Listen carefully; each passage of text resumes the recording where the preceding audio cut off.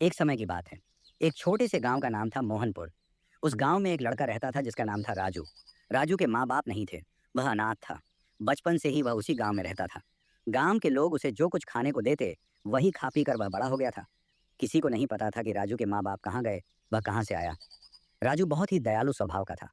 उसे जो कुछ भी खाने को मिलता वह उसके चार हिस्से कर लेता। एक हिस्सा एक चूहे को देता, दूसरा हिस्सा एक बिल्ली को, तीसरा हिस्सा एक तोते को, और बचा हुआ एक हिस्सा खुद खा लेता। इस तरह राजू बड़ा होता चला गया। एक दिन गांव का एक सेठ राजू से बोला, अरे राजू, कब तक तू ऐसे ही दूसरों के दिए खाने पर अपना गुजारा करेगा? अब तो तू जवान हो गया है, कुछ काम क्यों नहीं करता? राजू ने कहा, क्या काम करूं सेठ जी, मुझे तो कोई काम आता ही ऐसे ही नहीं। इंटरेस्टिंग सेठ वीडियो बोला, देखने के लिए काम किसी हमारे को नहीं चैनल को आता बेटा, सब्सक्राइब करें। बस सीखना पड़ता है। और तुझे भी काम सीखना चाहिए। सारा दिन तू चूहे, बिल्ली और तोते के बीच में बैठा रहता है। राजू ने दुख भरे स्वर में कहा, न तो मेरे माँ बाप हैं, न भाई बहन, और न ही कोई रिश्तेदार, मुझे कौन सिखाएगा? सेठ ने समझाया, देख राजू, आप सबकी कृपा से तू जीवित रह गया, और ये जानवर भी आप सबकी कृपा से ही पल रहे हैं, वरना ये बेचारा चूहा, इसके पैर में गहरी चोट थी, मानो मर ही जाता। लेकिन आज ये बिल्कुल स्वस्थ है। और ये तोता, न जाने किसने इस बेचारे के पंख काट दिए थे, लेकिन अब ये पूरी तरह ठीक है। और ये बिल्ली, इसने तो माँ की तरह हमेशा तेरे सिर पर हाथ रखा है, न जाने तेरा इससे क्या रिश्ता है। राजू ने कहा, हाँ सेठ जी, ये सब सच है। सेठ बोला, हाँ हाँ, ये कहानी हम बरसों से सुनते आ रहे हैं, लेकिन अब तुझे अपने साथ साथ इन जानवरों के लिए भी कुछ काम करना चाहिए। राजू शरीर से काफी कमजोर था। वह मेहनत का काम नहीं कर पाता था, और पढ़ा लिखा न होने के कारण उसे कोई दूसरा काम भी नहीं आता था। वह गांव के लोगों के छोटे मोटे काम कर दिया करता, लेकिन उसके बदले कोई उसे पैसे नहीं देता था। लोग बस अपने घर का बचा हुआ खाना उसे ऐसे दे ही देते थे। इंटरेस्टिंग वीडियो एक देखने दिन के लिए राजू अपने हमारे तीनों चैनल दोस्तों को से बात कर सब्सक्राइब रहा था। करें। उसने कहा, दोस्तों, मुझे अपने जीवन से किसी चीज़ की इच्छा नहीं है, लेकिन अब ऐसा लगता है कि गांव वालों का बचा खाना भी हमारे हिस्से में नहीं है। शायद इस गांव में हमारा खाना पीना इतने ही दिनों का था। मैं सोच रहा हूँ कि किसी और गांव चला जाऊं और काम ढूंढने की कोशिश करूं, लेकिन मैं तुम सबको अपने साथ नहीं ले जा सकता। इसीलिए मैं तुम सबके रहने का ठिकाना यहीं बना देता हूँ। राजू ने चूहे को उठाया और सेठ के गोदाम में ले जाकर छोड़ दिया। वहां अनाज से भरी हुई बोरियां थीं। चूहा अपना पूरा जीवन उस गोदाम में रहकर गुजार सकता था। उसे कभी खाने की कमी नहीं होती। चूहा बहुत खुश हुआ। अचानक चूहा इंसान की आवाज में बोला, मित्र, तुमने तो मेरे पेट भरने का बंदोबस्त कर दिया है, अपना ध्यान रखना। राजू चौंक गया। अरे, तुम इंसानों की तरह बोल सकते हो? चूहा बोला, हाँ मित्र, मैं तुम्हारी सारी बातें सुन भी सकता हूँ और बोल भी सकता हूँ। एक बात ध्यान से सुनो, तुम्हें जब भी मेरी जरूरत हो, बस आंखें बंद करके मुझे दिल से याद करना, मैं तुम्हारे सामने आ जाऊंगा। राजू की आंखों में आंसू आ गए। उसने कहा, ठीक है मित्र, तुम बस अपना ध्यान रखना, मैं चलता हूँ। राजू ने बिल्ली को उठाया और गांव के सबसे बड़े हलवाई के घर के पीछे के छोटे से जंगल में ले गया। उसने बिल्ली से कहा, ऐसे मित्र, ही अब इंटरेस्टिंग तुम वीडियो रोज देखने रात के के लिए समय इस हमारे हलवाई चैनल के को घर जाना सब्सक्राइब करें। और दूध दही जो मिले वह खाकर वापस आ जाना। बस मेरी एक बात का ध्यान रखना कि दिन के समय उसके घर कभी मत जाना, और रात को अपना ध्यान रखकर ही जाना। तभी बिल्ली भी इंसान की आवाज में बोली, तुम्हारा बहुत बहुत शुक्रिया मित्र, तुमने मेरा बहुत ध्यान रखा। तुम्हें जो भी मिलता था हमेशा हम सबके साथ खाया। तुम अपना ध्यान तो रख सकोगे? राजू ने कहा, अरे, क्या तुम भी चूहे की तरह बोल सकती हो? बिल्ली बोली, हाँ मित्र, सिर्फ मैं और चूहा ही नहीं, तोता भी तुम्हारी भाषा में बात कर सकता है। हम तीनों तुम्हारी बातों को समझते भी हैं। तुम अपना ध्यान रखना, और जब भी ज़रूरत हो आंखें बंद करके मुझे याद कर लेना, मैं तुम्हारे सामने आ जाऊंगी। अब राजू तोते को लेकर नदी के पास गया। राजू ने कहा, मित्र, मैं जानता हूँ कि तुम भी चूहे और बिल्ली की तरह ही बोल सकते हो, और मेरी हर बात समझते भी हो, इसलिए तुम भी अपना ध्यान रखना, शिकारी से बचकर रहना। तोता बोला, शुक्रिया मित्र, तुमने इतने सालों हमारी रक्षा की, हमें संभाला, परंतु अपना ध्यान रखना, और जब भी ज़रूरत हो अपनी आंखें बंद करके दिल से हमें याद करना, हम तुम्हारे सामने आ जाएंगे। राजू सोच रहा था कि मुझे तो कोई काम आता नहीं, मैं करूँगा क्या? तभी उसे गांव में आने वाले सपेरे की याद आई। वह सपेरे के पास गया और बोला, क्या आप मुझे कुछ काम सिखा सकते हैं या कुछ काम दे सकते हैं? सपेरा बोला, तुम क्या काम कर सकते हो? मेरा काम तो बड़ा खतरे का है, इसे सीखने में बहुत समय लगता है। सांपों को पकड़ना, उनके जहरीले दांत निकालना बड़ा मुश्किल काम है, इसमें जान भी जा सकती है। राजू ने कहा, बिना डर के भी तो जान जा ही सकती है। ठीक है, अगर आप यही चाहते हैं तो मैं आपके साथ रह सकता हूँ। सपेरा बोला, ठीक है, अगर तुम यही चाहते हो तो तुम मेरे साथ रह सकते हो। कुछ समय तक राजू सपेरे के साथ रहा और काम सीखने की कोशिश करता रहा, लेकिन अपने दयालु स्वभाव की वजह से उसे सांपों को जंगल से पकड़कर लाना और उनके दांत निकालकर उन्हें कैद करना बिल्कुल पसंद नहीं आ रहा था। एक दिन राजू अकेला ही सांप पकड़ने जंगल में गया। उसने एक सांप को पकड़ भी लिया, लेकिन तभी उसके मन में दया आ गई और वह उस सांप को वापस जंगल में छोड़ने लगा। तभी सांप बोल पड़ा, मुझे इस जंगल में मत छोड़ो, मैं बहुत बूढ़ा हो चुका हूँ। अगर तुम मुझे यहाँ छोड़कर जाओगे तो इस जंगल के जानवर मुझे खा लेंगे, क्योंकि मैं अब भाग भी नहीं सकता। राजू चौंक गया। क्या तुम भी इंसानों की तरह बोल सकते हो? सांप ने कहा, हाँ, मैं तुम्हारी तरह बोल सकता हूँ, लेकिन मैं तुमसे एक विनती करता हूँ, तुम मुझे कहीं और ले चलो जहाँ मैं सुरक्षित रहूँ। राजू ने पूछा, लेकिन मैं तुम्हें कहाँ छोड़ूं जहाँ तुम सुरक्षित रहोगे? सांप बोला, तुम ही मुझे कोई ऐसी जगह बता दो। सांप ने कहा, तुम मुझे लेकर जंगल में पूर्व दिशा की ओर चलो। राजू ने सांप को उठाया और जंगल की पूर्व दिशा की ओर चलने लगा। कुछ देर चलने के बाद उसे एक गुफा दिखाई दी। सांप बोला, तुम मुझे इस गुफा के पास छोड़ दो और मेरी पूंछ को कसकर पकड़ लेना। अब बस मेरे साथ चलते रहना। राजू ने सांप को गुफा के पास रखा और उसकी पूंछ कसकर पकड़ ली। सांप की पूंछ के सहारे वह उस गुफा के अंदर सरकता गया। कुछ देर के बाद वह एक अद्भुत दुनिया में पहुंच गया। वहां बहुत सुंदर फूल, पेड़, झरने, नदी, सब कुछ बहुत सुंदर था। वहीं पास में एक बहुत बड़ा सुंदर महल भी था। सांप ने अपनी कंचली छोड़ी और एक सुंदर से युवक के रूप में राजू के सामने खड़ा हो गया। राजू घबरा गया। तुम कौन हो और तुमने अपना रूप कैसे बदला? युवक ने मुस्कुराते हुए कहा, मैं एक इच्छाधारी सर्प हूँ और इस सर्प नगरी का मंत्री भी हूँ। तुम मेरे साथ इस महल के अंदर चलो। राजू उस युवक के साथ महल के अंदर गया। वहां पर सर्प राजा विराजमान थे। वे एक बहुत ही रोबदार और दयालु दिखने वाले राजा थे। मंत्री ने राजा को प्रणाम किया और ऐसे कहा, ही इंटरेस्टिंग वीडियो महाराज की जय देखने के हो। लिए हमारे महाराज, चैनल को आज तो मैं सब्सक्राइब बहुत बुरी करें। तरह फंस गया था। वो तो शुक्र है इस युवक का जिसने सही समय पर अपने दिल की बात सुनी और मुझे आजाद कर दिया, वरना मैं किसी सपेरे के पिटारे की शोभा बन जाता। सर्प राजा ने राजू की ओर देखा और कहा, तुम्हारा बहुत बहुत शुक्रिया युवक। आज तुमने हमारे मंत्री की रक्षा करके हमारा दिल जीत लिया है। राजू ने हाथ जोड़कर कहा, महाराज, मैंने तो बस अपने दिल की बात सुनी। सर्प राजा बोले, अपने इस उपकार के बदले में कुछ समय हमें मेहमान नवाजी का मौका दो। हमारे इस सर्प लोक में रहो। राजू ने कहा, जैसी आपकी आज्ञा महाराज। राजू कुछ समय तक सर्प लोक में रहा। सर्प राजा राजू की बातचीत और उसके स्वभाव से बहुत प्रभावित हुए।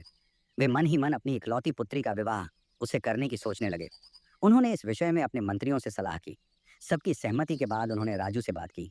राजू भी इस रिश्ते के लिए तैयार हो गया। सर्प राजा की पुत्री का नाम था कनकमणि। वह बहुत ही सुंदर थी। उसके बाल सुनहरे और लंबे थे। जो भी उसे एक बार देख लेता वो जीवन भर उसके रूप और बालों को भूल नहीं पाता था। विवाह के बाद दोनों सर्प लोक में ही खुशी खुशी रहने लगे। राजू और कनकमणि एक दूसरे से बहुत प्यार करते थे। कुछ समय बाद एक दिन राजू ने कनकमणि से कहा, कनकमणि, अब हमें यहाँ से चलना चाहिए और मुझे हम दोनों के लिए नया घर भी बनाना है। कनकमणि ने कहा, ठीक है, परंतु आपको पहले पिताजी से आज्ञा लेनी होगी, और जब वह आपको जाने की आज्ञा दे दें और आपसे कुछ मांगने को कहें तो आप पहले उनसे यह वादा ले लीजिएगा कि वो आपके द्वारा मांगी गई वस्तु आपको दे दें। आप उनके गले में पड़ी हुई मोतियों की माला मांगना। राजू ने पूछा, लेकिन क्यों? कनकमणि ने कहा, वह माला जादुई है, उससे हम अपने लिए एक सुंदर घर बना सकते हैं। राजू सर्प राजा के पास गया और कनकमणि को साथ लेकर वहां से जाने की आज्ञा मांगी। सर्प राजा ने कहा, अगर तुम्हें यही उचित लगता है तो मैं तुम्हें नहीं रोकूंगा।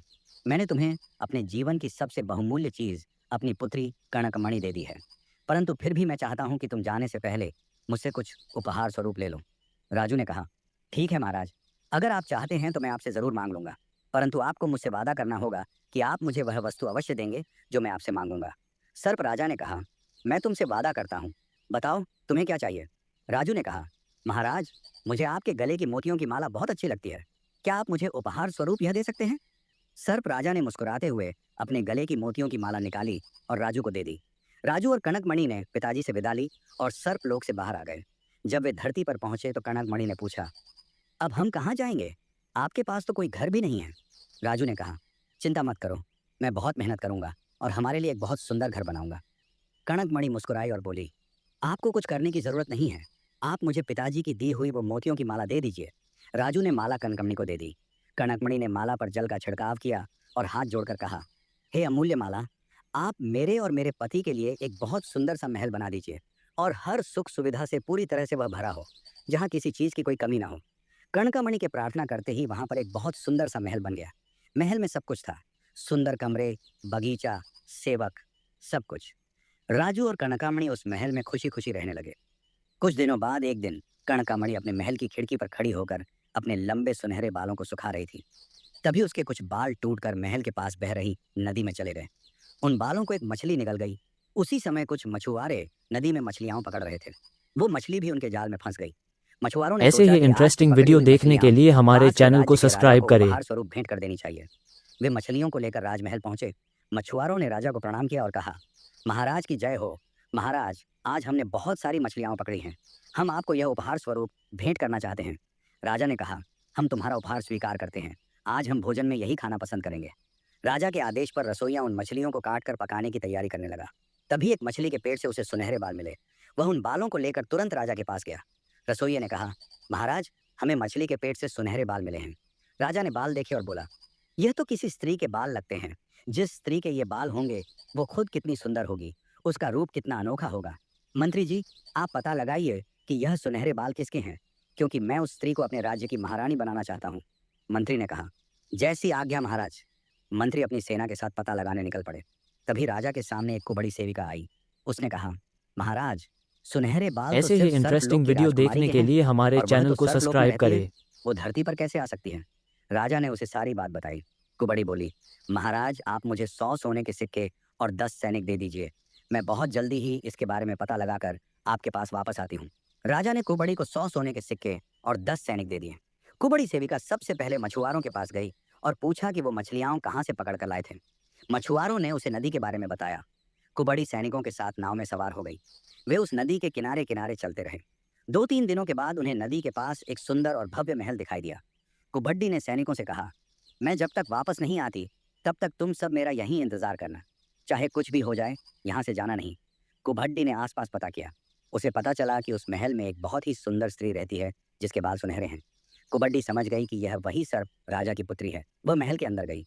कुबड़ी ने मुस्कुराते हुए कहा, तुम कैसी हो कनकमणि? कितने समय बाद मैंने तुम्हें देखा। कनकमणि चौंक गई।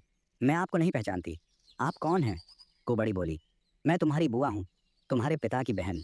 बहुत वर्षों पहले मैं इस धरती पर आ गई थी और तब से यहीं रह रही हूँ। मुझे जैसे ही पता चला कि तुम यहाँ हो, मैं तुमसे मिलने चली आई। कनकमणि उस स्त्री को नहीं पहचानती थी, लेकिन कुबड़ी ने सर्पलोक की बहुत सी बातें बताईं। इससे कनकमणि को लगा कि शायद ये सच में मेरी बुआ हो सकती है, जो बहुत सालों से धरती पर है, इसलिए मैं इन्हें नहीं पहचानती। तभी राजू भी वहाँ आ गया। कनकमणि ने कहा, ये मेरी बुआ हैं, जो बहुत वर्षों से धरती पर ही रह रही हैं। राजू ने हाथ जोड़कर कहा, प्रणाम बुआ जी। कुबड़ी ने आशीर्वाद देते हुए कहा, सुखी रहो बच्चा, बहुत सुखी रहो। फिर उसने कहा, अगर तुम्हारी अनुमति हो तो क्या मैं कुछ समय के लिए तुम दोनों के साथ यहाँ रह सकती हूँ? वो क्या है ना, मैं बहुत समय बाद कनकमणि से मिली हूँ, तो इससे जी भरकर बातें करना चाहती हूँ। राजू ने कहा, बुआ जी, आपको अपनी भतीजी के साथ रहने के लिए मेरी अनुमति की आवश्यकता नहीं है। आप जब तक चाहें खुशी खुशी यहाँ रह सकती हैं। कुबड्डी कुछ समय के लिए कनकमणि और राजू के साथ महल में रहने लगी। इस बीच बातों बातों में उसने उनसे सर्पलोक, धरती पर आने की कहानी और राजू के सर्पलोक में जाने से पहले की सारी बातें पता कर ली। उसे जादुई माला के बारे में भी पता चल गया। कुछ दिनों बाद एक दिन राजू महल से बाहर गया हुआ था। कुबड़ी ने कनकमणि से कहा, पुत्री, चलो आज घूमने चलते हैं। कनकमणि ने पूछा, बुआ, हम कहाँ जाने वाले हैं? कुबड़ी बोली, यहीं पास में बहुत सुंदर जंगल है और बहुत सुंदर नदी है। मैं तुम्हें नाव की सैर के लिए भी ले जाऊंगी। कनकमणि खुश हो गई और कुबड़ी के साथ निकल पड़ी। थोड़ी दूर जाने के बाद कुबड़ी बोली, अरे पुत्री, मैं तो अपने पैरों की जूती ही पहनना भूल गई। तुम यहीं रुको, मैं अभी जूती पहनकर वापस आती हूँ। कनकमणि ने कहा, ठीक है बुआ, मैं यहीं आपकी प्रतीक्षा करूंगी। कुबड़ी वापस महल में गई और चुपके से जादुई मोतियों की माला चुरा ली। फिर अपनी जूती पहनकर वापस कनकमणि के पास आ गई। कुबड़ी ने कहा, चलो पुत्री, अब हम थोड़ी देर नाव की सैर के लिए चलते हैं। कनकमणि बोली, हाँ बुआ, मैंने बहुत समय से नाव की सैर नहीं की। दोनों नाव में बैठ गईं। कुबड़ी ने अपने साथ आए हुए सैनिकों को इशारा कर दिया। वे नाव को तेजी से नदी के दूसरे किनारे की ओर ले जाने लगे। कनकमणि को कुछ अजीब लगा। उसने पूछा, हम कहाँ जा रहे हैं बुआ, और यह लोग इतनी तेज ऐसे नाव ही क्यों चला रहे हैं? इंटरेस्टिंग वीडियो देखने कुबड़ी के ने लिए कड़क हमारे आवाज में कहा, चैनल को सब्सक्राइब करें। चुपचाप इस नाव में बैठी रहो और शोर मचाने या कुछ करने की जरूरत नहीं है, क्योंकि तुम्हारी रक्षा करने यहाँ कोई नहीं आएगा। कनकमणि समझ गई कि अब यहाँ चिल्लाने या कुछ कहने का कोई फायदा नहीं, क्योंकि उसकी आवाज़ सुनने वाला यहाँ कोई भी नहीं था। उसे अपने पति राजू पर पूरा विश्वास था कि वह उसे जरूर ढूंढ लेगा। कुछ समय में कुबड़ी और सैनिक कनकमणि को लेकर राजा के पास पहुंच गए। कुबड़ी ने कहा, महाराज, ये रही आपकी सुनहरे बालों वाली स्त्री। इसका नाम कनकमणि है। राजा बहुत खुश हुआ। उसने कहा, हम तुम्हारे काम से बहुत प्रसन्न हुए। बताओ, तुम्हें क्या चाहिए? कुबड़ी बोली, महाराज, इस अनमोल स्त्री के बदले मैं आपसे क्या मांग सकती हूँ? राजा ने कुबड्डी को बहुत सारा धन, सोना चांदी, जेवर, हीरे जवाहरात दिए। कुबड्डी ने जादुई मोतियों की माला के बारे में राजा को कुछ नहीं बताया। वह माला अपने पास रखकर वहां से चली गई। दूसरी तरफ कनकमणि को पूरा विश्वास था कि राजू उसे ढूंढता हुआ बहुत जल्द उसके पास आ जाएगा, लेकिन उसे नहीं पता था कि जादुई माला कुबड़ी के पास है। राजा कनकमणि के पास आया और बोला, तुम्हें किसी बात से डरने की जरूरत नहीं है। मैं सिर्फ इतना चाहता हूँ कि तुम खुशी खुशी मेरे साथ इस राज्य की महारानी बनकर रहो। कनकमणि बोली, महाराज, मुझे वह स्त्री धोखे से यहाँ लाई है, परंतु आपके स्वभाव से मैं प्रभावित हुई हूँ। मैं आपसे सिर्फ एक विनती करना चाहती हूँ। अगर आपको उचित लगे तो क्या आप मेरी एक इच्छा पूरी कर सकते हैं? राजा ने कहा, बताओ, तुम्हारी क्या इच्छा है? हम जरूर पूरी करेंगे। कनकमणि ने कहा, मैं सिर्फ इतना चाहती हूँ कि आप 6 महीने तक मेरे पास आने की कोशिश मत कीजिए, और 6 महीने के बाद आप जैसा चाहेंगे मैं वैसा ही करूँगी। राजा कनकमणि के रूप पर पहले ही मोहित हो चुके थे। उन्होंने तुरंत कहा, ठीक है, तुम जैसा चाहती हो वैसा ही होगा। बस मैं यह चाहता हूँ कि तुम खुशी खुशी हमारे महल में महारानी बनकर रहो। कनकमणि को पूरा विश्वास था कि 6 महीने से पहले ही राजू उसे ढूंढ लेगा। दूसरी तरफ जब राजू अपने महल में वापस आया तो कनकमणि उसे वहां नहीं दिखी। जब उसने जादुई मोतियों की माला को ढूंढा तो वह भी उसे नहीं मिली। वह समझ गया कि यह सब उसको ऐसे बड़ी ही स्त्री का ही काम इंटरेस्टिंग है। वीडियो देखने वह के लिए कनकमणि को हमारे ढूंढने की चैनल को बहुत कोशिश सब्सक्राइब करता करें। रहा, लेकिन उसे कुछ पता नहीं चला। 2-3 दिन बाद वह खुद से बोला, न जाने मेरी कनकमणि कहाँ होगी और किस हाल में होगी। ये सारी मेरी गलती है। मैंने उस दुष्ट को बड़ी स्त्री पर विश्वास किया। जादुई मोतियों की माला भी वहीं लेकर गई होगी, लेकिन अगर वो कनकमणि के पास होती तो अब तक कनकमणि वापस आ चुकी होती। मैं क्या करूं? किससे मदद मांगूं? वह रोने लगा। तभी उसे अपने तीनों मित्रों की याद आई। उसने अपनी आंखें बंद की और अपने मित्र चूहे, बिल्ली और तोते को दिल से याद किया। एक क्षण में वे तीनों राजू के सामने खड़े थे। चूहा बोला, क्या बात है मित्र, तुम बहुत उदास लग रहे हो। राजू ने आंसू पोंछते हुए कहा, मित्रों, मैं बहुत मुसीबत में हूँ। मेरी पत्नी कनकमणि कहीं खो गई है, और मेरे पास जो जादुई माला थी वह भी खो गई है। मैं सिर्फ अपनी पत्नी को वापस पाना चाहता हूँ। क्या तुम तीनों मेरी कनकमणि को ढूंढने में मेरी मदद कर सकते हो? बिल्ली ने कहा, तुम बिल्कुल फिक्र मत करो मित्र, हम सब मिलकर कनकमणि को जल्दी ढूंढकर वापस ले आएंगे। तीनों मित्रों ने आपस में सलाह की। उन्होंने निर्णय लिया कि तोता उड़ सकता है। वह दूर दूर तक जाकर कनकमणि का पता आसानी से लगा सकता है। तोता बोला, ठीक है मित्रों, तुम सब यहीं मेरा इंतजार करना। मैं कनकमणि का पता लगाकर जल्दी वापस आता हूँ। तोता उड़ गया। वह दूर दूर तक उड़ता रहा। 2 दिन बाद वह वापस आया। तोता ने कहा, मित्रों, मैंने कनकमणि का पता लगा लिया है। वो पास के ही राज्य के राजा के महल में है, परंतु मैंने उसके गले में वो मोतियों की माला नहीं देखी। राजू बोला, वो मोतियों की जादुई माला उस कुबड़ी ने चुराई होगी। चूहा और बिल्ली एक साथ बोले, तुम फिक्र मत करो मित्र, हम उस कुबड़ी का पता लगाकर माला वापस ले आएंगे। चूहा और बिल्ली दोनों उस कुबड़ी का पता लगाने निकल पड़े। वे गांव गांव घूमते रहे। आखिरकार उन्हें उस कुबड़ी का घर मिल गया। वे खिड़की से छुपकर घर के भीतर देखने लगे। कुबड़ी घर के अंदर आई। उसने एक संदूक खोला और उसमें से जादुई मोतियों की माला निकाली। उसे देखकर वह बहुत खुश हुई। फिर उसने सोचा कि कोई इस माला को चुरा न ले, इसलिए उसने माला को अपने मुंह में डाल लिया और सो गई। बिल्ली ने कहा, ये तो बड़ी ही दुष्ट स्त्री है। मोतियों की माला को कोई ले ना सके, इसलिए अपने मुंह में डालकर सो रही है। अब हम इसके मुंह से माला कैसे निकालेंगे? चूहा ने मुस्कुराते हुए कहा, यह शेर है तो हम सवा शेर हैं। मैं तुमसे जैसा कहता हूँ वैसा करना। चूहा ने बिल्ली के कान में कुछ कहा। फिर चूहा धीरे से कुबड़ी के पास गया और अपनी पूंछ उस कुबड़ी की नाक में डाल दी। पूंछ की गुदगुदी से कुबड़ी को छींक आ गई। छींक! छींक के साथ मोतियों की माला उसके मुंह से निकलकर जमीन पर गिर पड़ी। माला गिरते ही बिल्ली तेजी से आगे बढ़ी, माला को अपने मुंह में दबाया और वहां से भाग गई। चूहा भी तेजी से उसके पीछे पीछे भागा। कुबड़ी की आंख खुल गई। उसने देखा कि माला गायब है। वह चिल्लाने लगी, चोर चोर, मेरी माला चोरी हो गई। लेकिन तब तक चूहा और बिल्ली बहुत दूर जा चुके थे। चूहा और बिल्ली सीधे राजू के पास पहुंचे। बिल्ली ने माला राजू के हाथ में रख दी। चूहा बोला, मित्र, ये लो अपनी जादुई मोतियों की माला, और अब जल्दी से अपनी कनकमणि को अपने पास वापस बुला लो। फिर उसने जादुई माला को हाथ में लिया और कहा, हे जादुई माला, जल्दी से मेरी कनकमणि को जहां भी हो वहां से सुरक्षित मेरे पास वापस ला दो। इतना कहते ही एक चमकीली रोशनी आई और कनकमणि राजू के सामने प्रकट हो गई। राजू! कनकमणि ने खुशी से चिल्लाते हुए राजू को गले लगा लिया। राजू ने कहा, मुझे माफ कर दो कनकमणि, मैंने उस दुष्ट कुबड्डी पर विश्वास कर लिया। कनकमणि ने कहा, यह आपकी गलती नहीं थी, वह बहुत चालाक थी, लेकिन मुझे पता था कि आप मुझे जरूर ढूंढ ऐसे ही लेंगे। इंटरेस्टिंग वीडियो राजू ने अपने देखने के तीनों लिए मित्रों को हमारे चैनल को कनकमणि से सब्सक्राइब मिलवाया। करें। कनकमणि ने उन तीनों का बहुत धन्यवाद किया। राजू और कनकमणि ने सोचा कि अब धरती पर रहना खतरनाक हो सकता है। कोई फिर से उन्हें नुकसान पहुंचाने की कोशिश कर सकता है। राजू ने कहा, चलो हम सर्पलोक में वापस चलते हैं, वहां हम सुरक्षित रहेंगे। कनकमणि ने कहा, हाँ ऐसे यही ही ठीक रहेगा। इंटरेस्टिंग वीडियो देखने राजू के ने लिए अपने तीनों हमारे मित्रों से चैनल कहा, को सब्सक्राइब क्या करें। तुम लोग इंटरेस्टिंग भी वीडियो हमारे साथ देखने चलोगे? के लिए हमारे तोता बोला, चैनल को सब्सक्राइब नहीं मित्र, करें। हम यहीं धरती पर खुश हैं, लेकिन जब भी तुम्हें हमारी जरूरत हो हम आ जाएंगे। राजू और कनकमणि ने अपने मित्रों को गले लगाया और उनसे विदा ली। फिर राजू ने जादुई माला से कहा, हे जादुई माला, इस महल को यहाँ से गायब कर दो, हम सर्पलोक में जा रहे हैं। माला की शक्ति से वह महल गायब हो गया। राजू और कनकमणि सर्पलोक में पहुंच गए। सर्प राजा ने अपनी पुत्री और दामाद को देखकर बहुत खुशी मनाई। उन्होंने एक बड़ा उत्सव रखा। राजू और कनकमणि सर्पलोक में सुख शांति से रहने लगे। दूसरी तरफ जब राजा को पता चला कि कनकमणि गायब हो गई है, तो उन्होंने पूरे राज्य में खोज करवाई। जांच में यह सामने आया कि कुबड्डी सेविका ने झूठ बोला था और कनकमणि को धोखे से लाया था। राजा बहुत क्रोधित हुए। उन्होंने कुबड्डी को पकड़वाया और उसे जेल में डलवा दिया। राजा ने कहा, धोखा देने वालों को सजा जरूर मिलती है। कुबड्डी को उसके की सजा मिल गई। इस कहानी से हमें यह सीख मिलती है कि सच्ची दोस्ती और दया का फल हमेशा मीठा होता है। राजू ने बचपन से जानवरों की मदद की थी। जब उसे मुसीबत में पड़ा तो उन्हीं जानवरों ने उसकी मदद की। सच्चा प्यार और विश्वास हमेशा जीतता है। राजू और कनकमणि का एक दूसरे पर विश्वास था, इसलिए वे फिर से मिल गए। दयालु बनो, क्योंकि दया कभी बेकार नहीं जाती। राजू ने एक बूढ़े सांप को बचाया और बदले में उसे सर्पलोक का राजकुमार बनने का मौका मिला। और इस तरह राजू, कनकमणि, चूहा, बिल्ली और तोता सब खुशी खुशी अपने अपने जीवन में आगे बढ़े।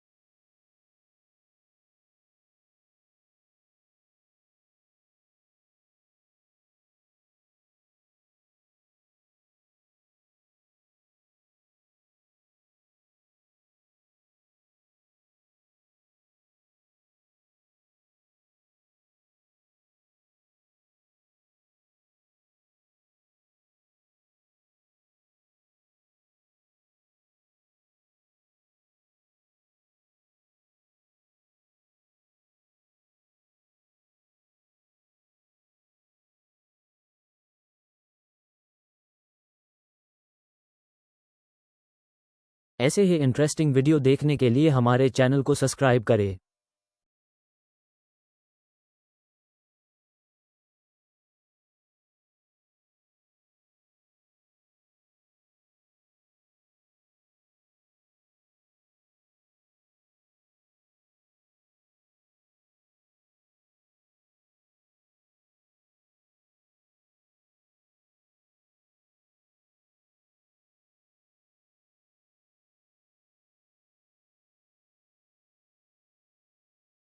ऐसे ही इंटरेस्टिंग वीडियो देखने के लिए हमारे चैनल को सब्सक्राइब करें।